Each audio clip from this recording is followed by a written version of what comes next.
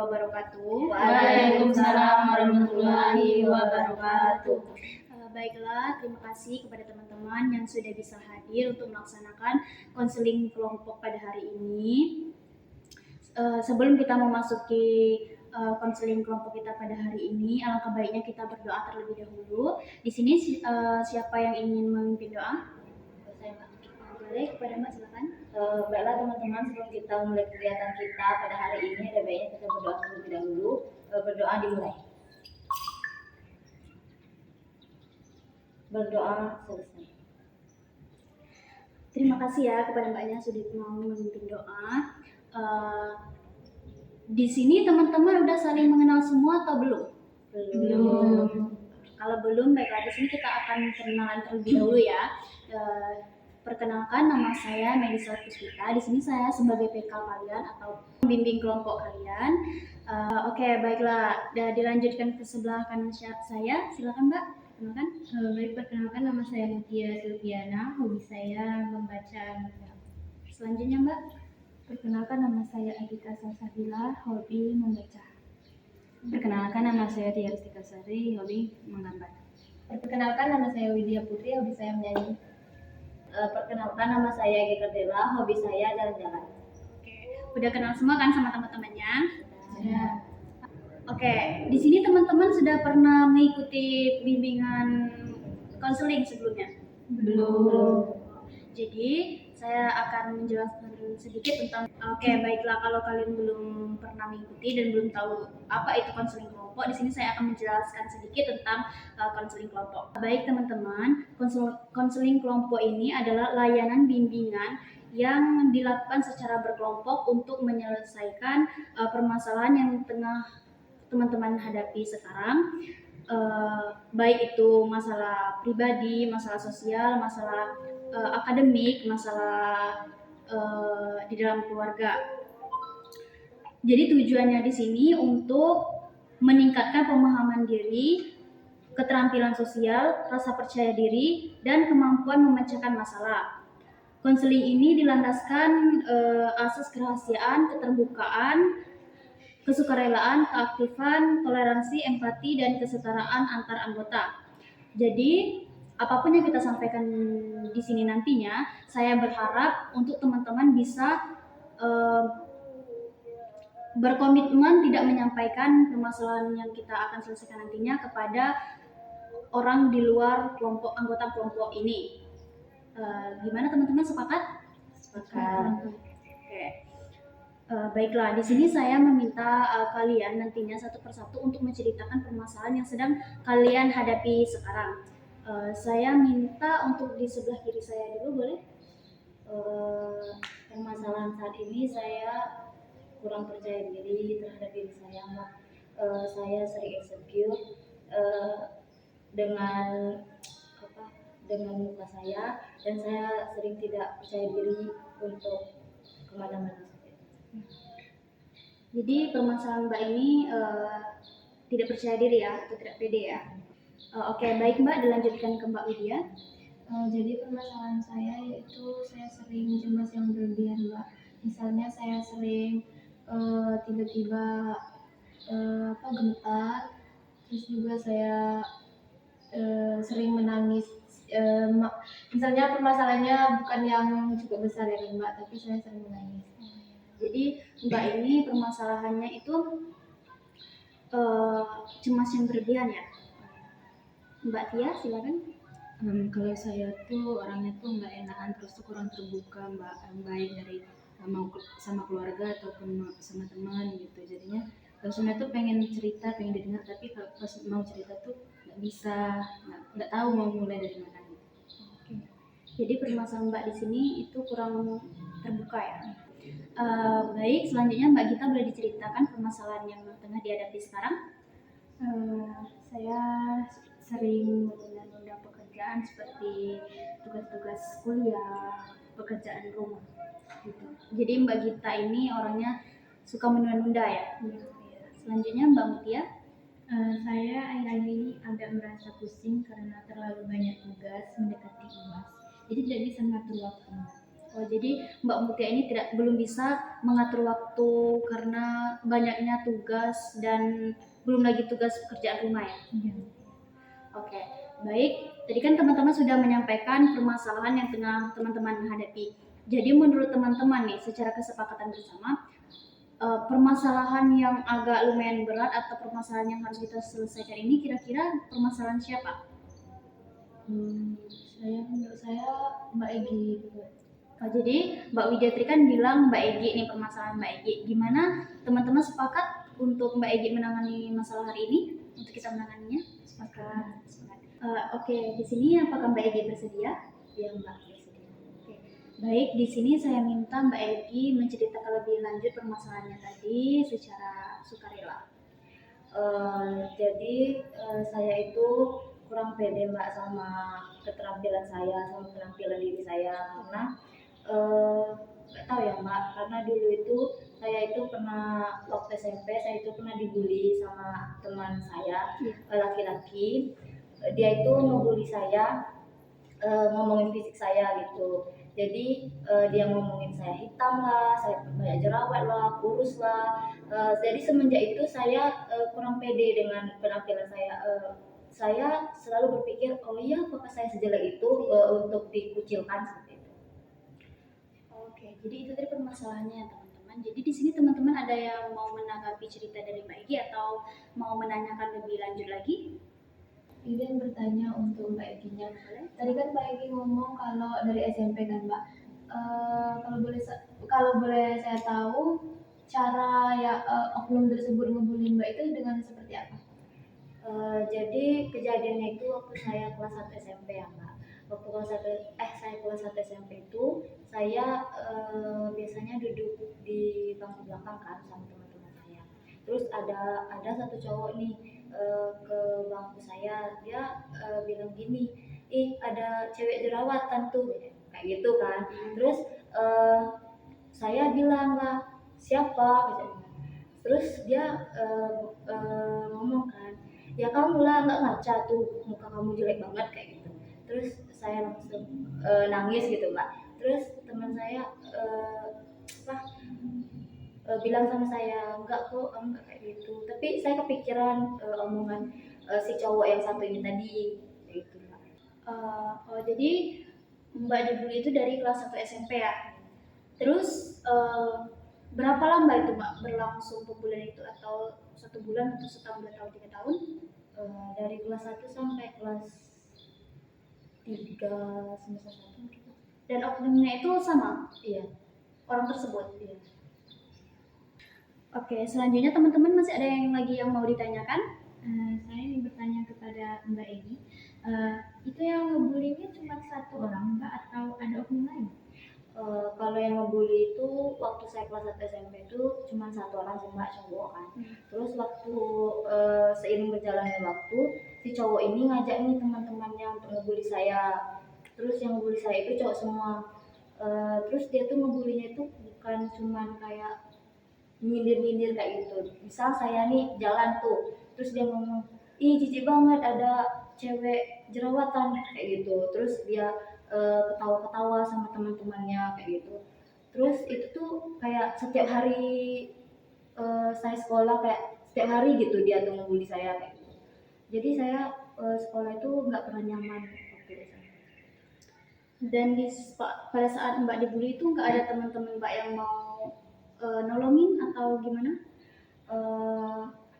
Teman-teman saya itu cuman nendangin saya aja sih Mbak, karena nggak berani melawan si cowok ini, karena cowok ini tuh kayak gimana ya, Terkenal nakal? iya kayak gitu, jadi takut untuk melawan gitu. Jadi kan bukan cuma satu orang nih Mbak yang ngebully, jadi saya dan teman-teman saya itu takut untuk melawan, untuk bicara apa sih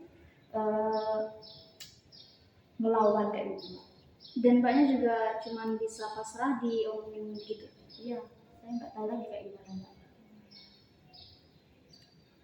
Ada lagi yang mau tanya?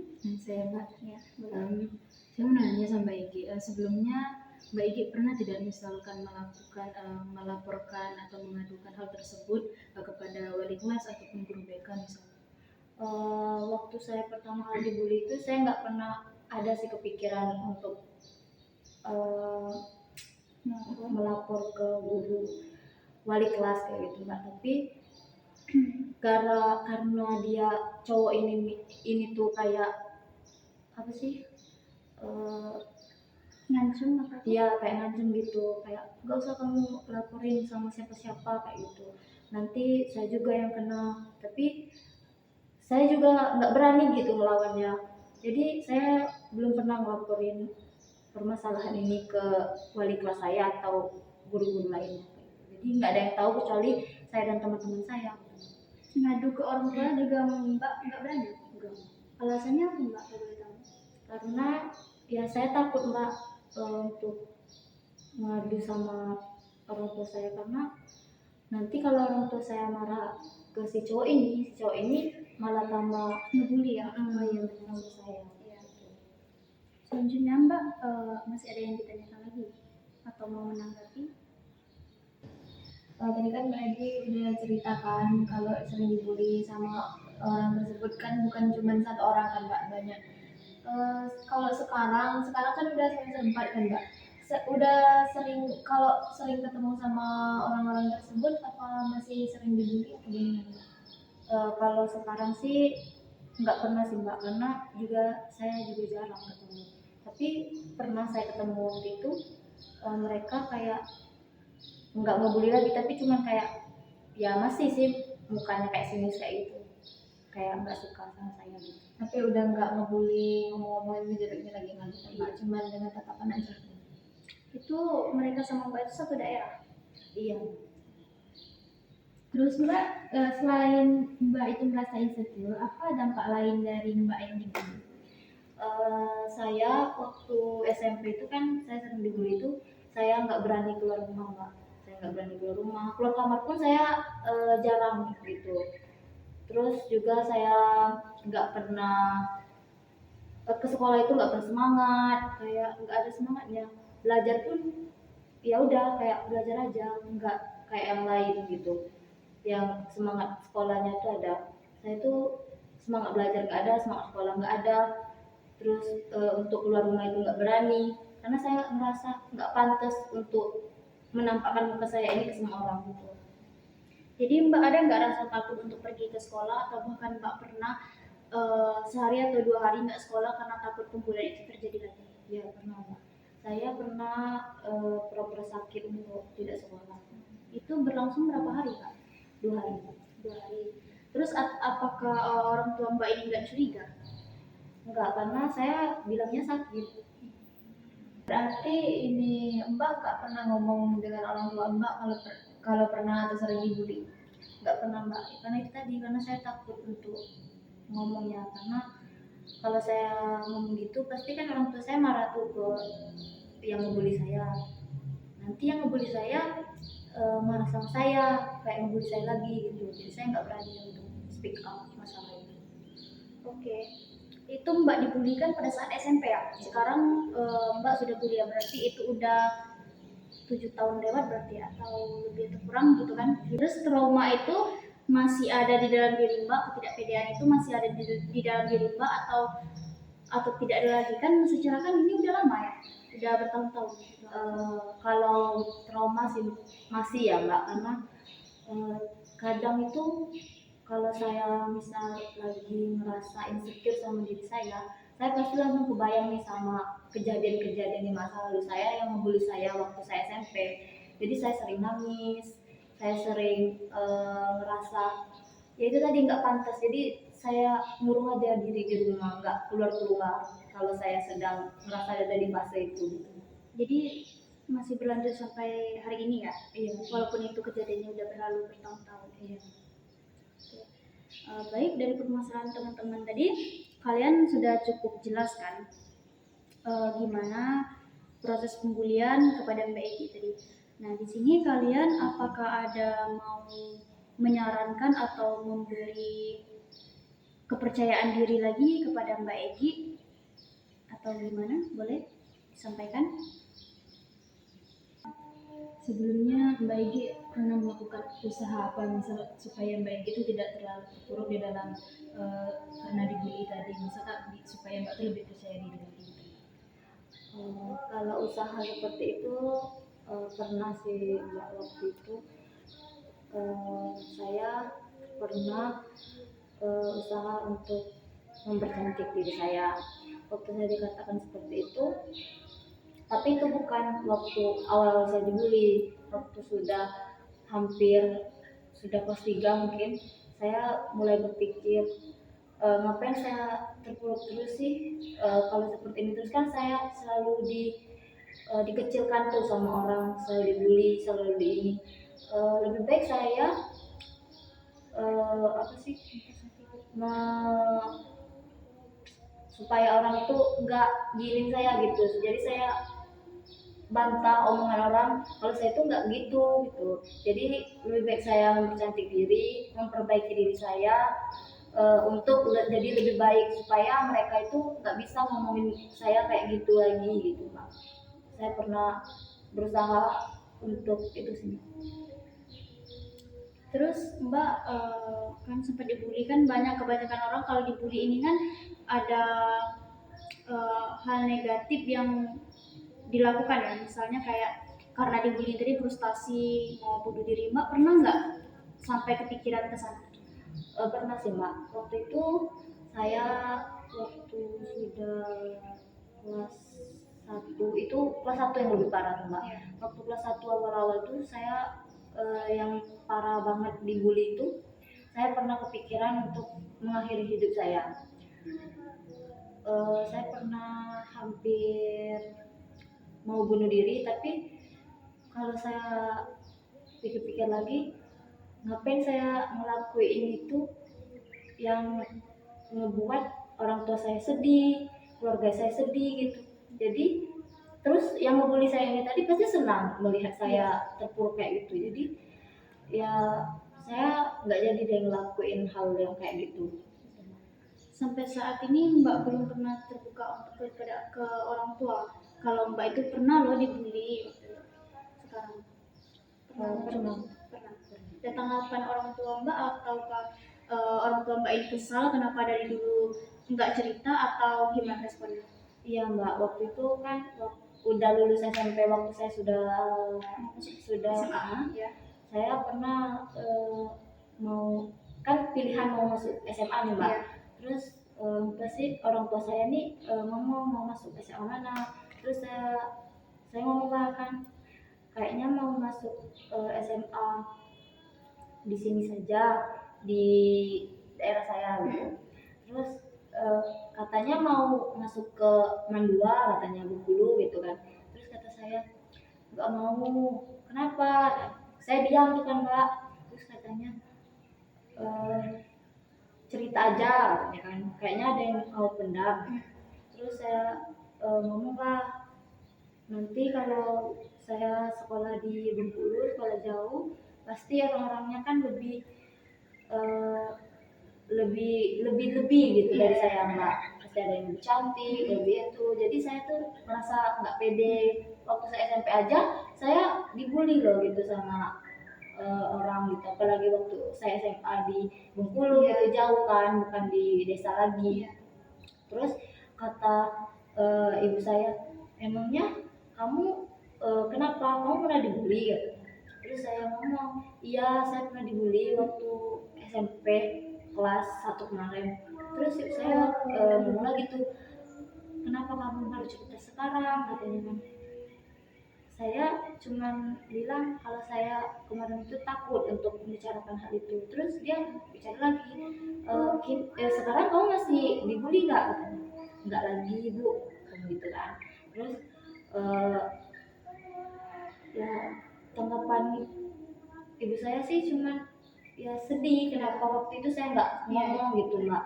Kenapa saya pendam sendiri gitu, cerita hal sebesar itu yang nggak saya sampaikan ke orang tua, seharusnya yang disampaikan, saya lebih pendam sendiri gitu. Terus orang tua Mbak itu sempat menanyakan siapa oknum yang membuli Mbak? Ya, tapi saya nggak mau jawabnya, saya cuman adalah gitu. Itu posisi rumahnya dekatan atau jarak jauh Jauh. sama oknum tadi ya? Terus waktu SMA Mbak masih dibully lagi atau enggak lagi? Udah enggak sih Mbak. Jadi Mbak enggak jadi masuk ke mana ini tadi? Jadi Mbak, diyakini sama orang tua saya.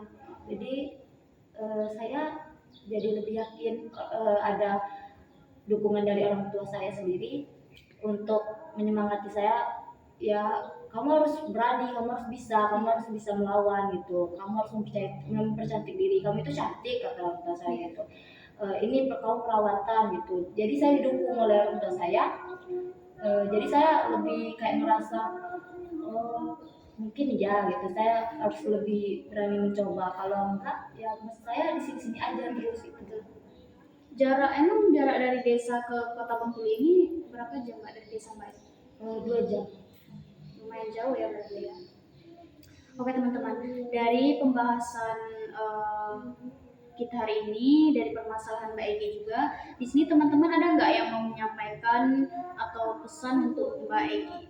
Oh ya boleh Mbak. Jadi dengan mendengarkan cerita dari Mbak Eki sebelumnya, saya mengerti kalau pengalaman dibully itu bikin kita nggak enak kan Mbak. Kita ngerasa nggak nyaman atau kita merasa nggak nyaman sama diri sendiri.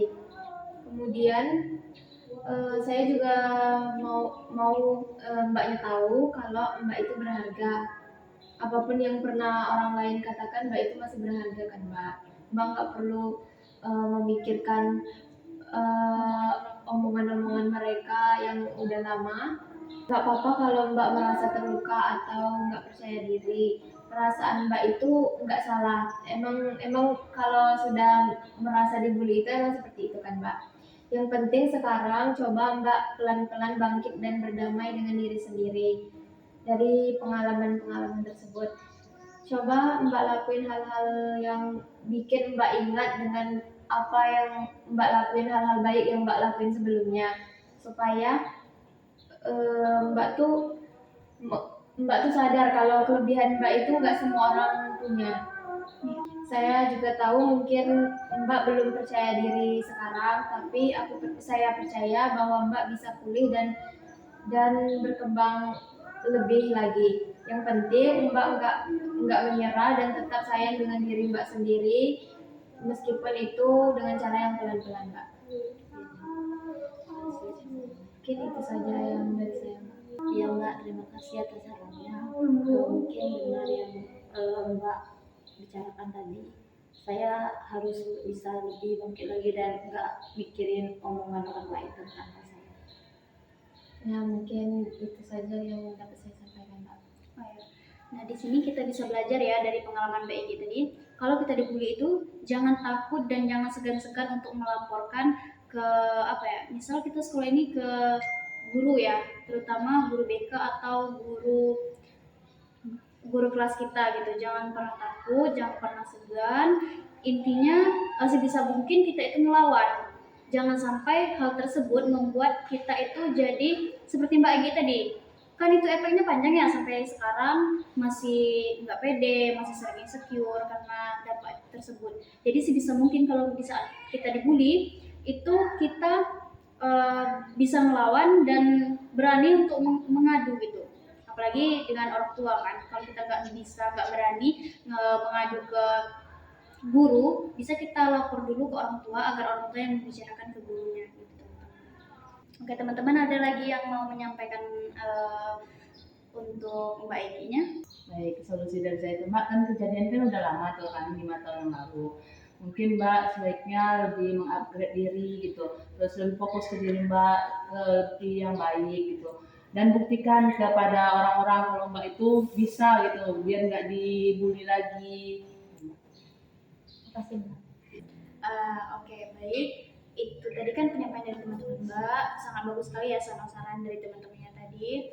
Betul yang dikatakan teman-temannya tadi, kalau Mbak untuk sekarang ini Mbak fokus aja ke kuliah Mbak fokus mengupgrade diri Mbak jadi lebih baik. Tunjukkan ke orang-orang yang membuli Mbak tadi bahwa Mbak ini bisa loh lebih dari mereka gitu. Terus yang disampaikan Mbak Widya tadi, Kalau Mbak itu pikirkan aja hal yang positif yang ada di dalam diri Mbak yang mereka nggak semua orang itu punya gitu, bahkan nggak semua orang yang memilih Mbak tadi punya gitu kelebihan dari di dalam diri Mbak. Jadi untuk sekarang itu Mbak fokus aja memperbaiki diri, terutama kalau Mbak insecure dengan masalah fisik Mbak itu Mbak fokus aja memperbaiki fisik Mbak dengan cara perawatan gitu ya. Terus kecantikan itu bukan hanya dari fisik ya, dari luar saja, tapi yang paling penting itu di dalam diri Mbak, terutama di hati Mbak gitu. Gak cukup hanya cantik di luar saja tapi di dalamnya gak baik gitu. Jadi sebisa mungkin itu cantik dari dalam dan dari luar itu sebanding gitu Pak, sama-sama setara gitu. Itu saja sih dari saya. Baik teman-teman, mungkin kita cukupkan sampai di sini ya. Semoga Mbak Egi bisa menjalankan aktivitasnya seperti biasa dengan mencoba hal-hal baru yang lebih positif lagi. Terus mungkin setelah ini saya harapkan Mbak bisa berubah menjadi orang yang lebih baik lagi, tidak insecure lagi, lebih percaya diri, tidak banyak mendengarkan kata-kata orang yang negatif tentang Mbak. Itu saja ya Mbak. Untuk permasalahan teman-teman tadi mungkin bisa kita lanjutkan di lain kesempatan berikutnya. Kita mengadakan nanti konseling kelompok lagi. Kita akhiri ya konseling kita pada hari ini. Semoga Mbaknya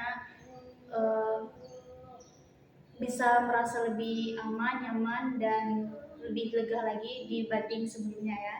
Ya, terima kasih Mbak. Saya sangat terima kasih kepada Mbak-Mbak di sini telah mendengarkan cerita saya tadi dan memberikan solusi yang sangat baik kepada saya tadi. Saya sekarang sudah lebih semangat lagi setelah mendengar dari saran-saran dari Mbak tadi. Ya benar yang dikatakan Mbak tadi, saya harus lebih percaya diri, lebih bangkit lagi dan tidak mendengarkan omongan-omongan orang lain seperti itu. Baik, kita tutup saja ya konseling kita pada hari ini. Terima kasih teman-teman sudah mau berpartisipasi untuk menyelesaikan masalah Mbak Egi hari ini. Saya ucapkan terima kasih banyak. Baik teman-teman, saya akhiri sesi konseling ini. Wabillahi taufiq wal hidayah. Wassalamualaikum warahmatullahi wabarakatuh. Waalaikumsalam warahmatullahi wabarakatuh.